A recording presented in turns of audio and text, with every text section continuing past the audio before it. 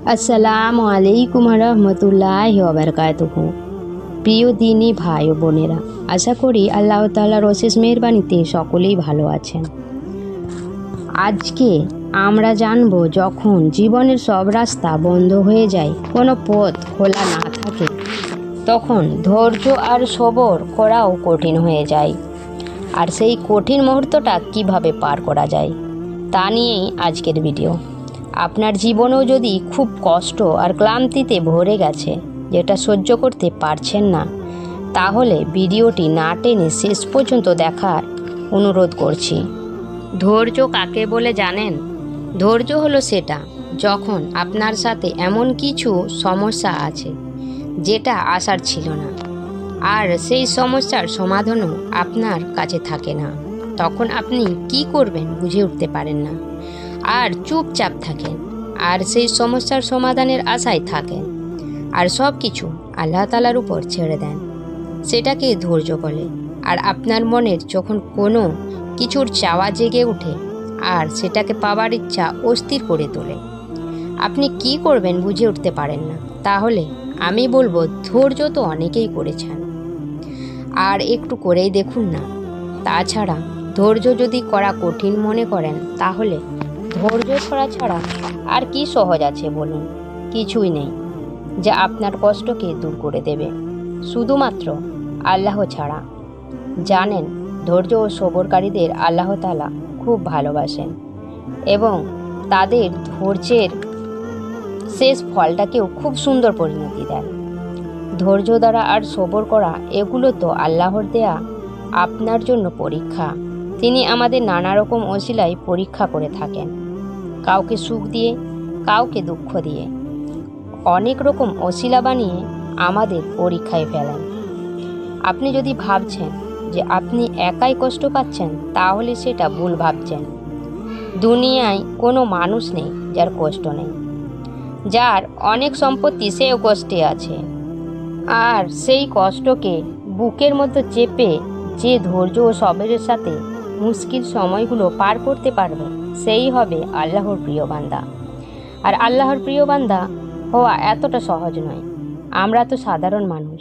আমরা যার উম্মত, অর্থাৎ আমাদের প্রিয় নবী হজরত মুহাম্মদ সাল্লাল্লাহু আলাইহি সাল্লাম, যিনি আল্লাহ প্রেরিত রাসূল, উনি এত বড় নবী হয়েও নানা রকম কষ্ট যন্ত্রণা সহ্য করে ধৈর্য ধরেছেন। কত ধৈর্য, কত সবরের পরীক্ষার পরে উনি আমাদের জন্য ইসলামের মতো একটি সঠিক পথ নিয়ে এসেছেন। অথচ উনি আল্লাহর রাসূল চাইলে এক নিমেষেই সব কঠিন কাজকে সহজ করে দিতে পারতেন, কিন্তু না, তিনিও নানা বাধা, বিপত্তি, কষ্ট, বেদনার মধ্য দিয়ে সুন্দর একটা দিন আমাদেরকে উপহার দিয়েছেন। শুধু তিনিই নন, আরও মুসা আলাইহিস সালাম কাহিনী, ইউসুফ আলাইহিস সালাম, ইব্রাহিম আলাইহিস সালামের কাহিনী তো আপনারা জেনেই থাকবেন। তারাও কত কষ্ট সহ্য করেছেন দিনের জন্য, সবর ও ধৈর্য করেছেন, তারপর সুন্দর একটি দিন স্থাপন করেছেন। তাহলে আমরা কি পারবো না তাদের পথ অনুসরণ করে চলতে? তারপর আপনার সাথে তো আছেন আপনার রব, যিনি আপনার সৃষ্টিকর্তা। আপনি কি তার প্রিয় বান্দা হতে চান না? আর তার প্রিয় বান্দা হতে হলে অনেক কিছুর মায়া ত্যাগ করতে হবে, এটা মনে রাখবেন। কষ্টের পরে আসে স্বস্তি, যেমন করে অন্ধকার রাতের পরে আসে একটি সুন্দর সকাল, আর দিনের পরে রাত আসে। আর এটাই বুঝতে পারছেন না যে দিনের পরে যে রাতটা আসে, সেটাকে তো আমাদের পার করতেই হয়। যে কোনোভাবে কখনো কি পেরেছেন দিনটা আটকে রাখতে, যাতে দিনের আলো নিভে রাতের অন্ধকার না আসে? না, এটা দুনিয়ার কোনো শক্তিই পারে না, আর পারবেও না। কিন্তু যিনি সৃষ্টি করেছেন আপনাকে, আমাকে, পুরো দুনিয়াকে, তিনি পারবেন দিনকে দিনে আটকে রাখতে আর রাতকে রাতে আটকে রাখতে। কিন্তু তিনি এটা করেননি আমাদের জন্য। মহান আল্লাহ তাআলা অসম্ভব থেকে অসম্ভবকেও সম্ভব করতে পারেন, আর আপনাকে তিনি সৃষ্টি করেছেন। আপনারও আমার পুরো দুনিয়ার ডোর আল্লাহর হাতে। তিনি এই ভালো জানেন যে কখন কোন জিনিসটা আমাদের প্রয়োজন এবং কোনটা আমাদের জন্য কল্যাণকর আর কোনটা ক্ষতিকর। আর যখন যেটা প্রয়োজন, তিনি ঠিক উত্তম সময়ে সেটা আমাদের দিয়ে দেন।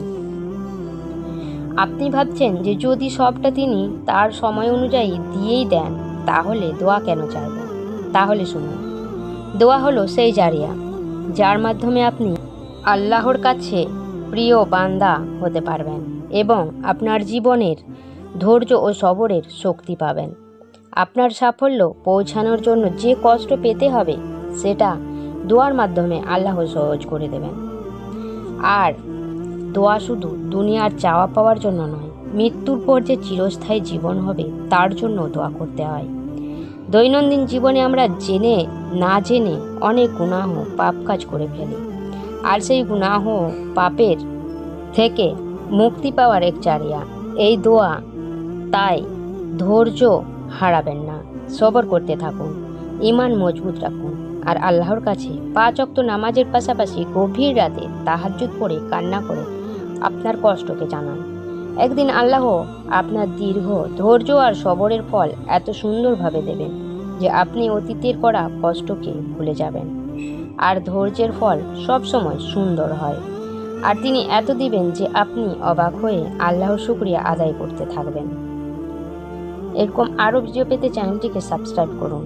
চ্যানেলে যারা নতুন, চ্যানেলটিকে অবশ্যই সাবস্ক্রাইব করুন।